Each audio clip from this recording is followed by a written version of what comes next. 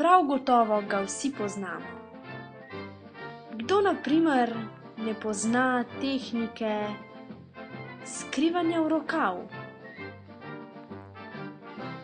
Ali pa na primer skrivanje v robčke?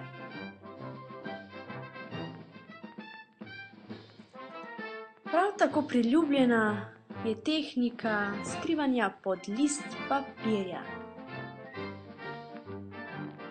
In ne nazadnje, da ne pozabimo omeniti za dekleta primerno skrivanje pod krilom.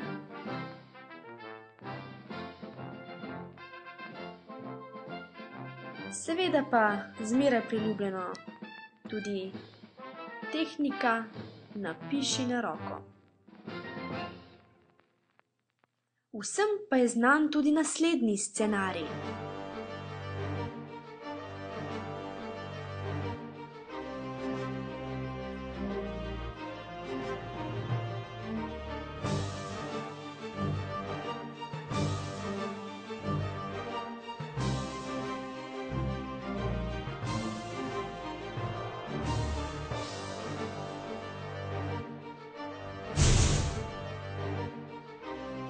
Nazadnje se moramo vprašati, se res splača?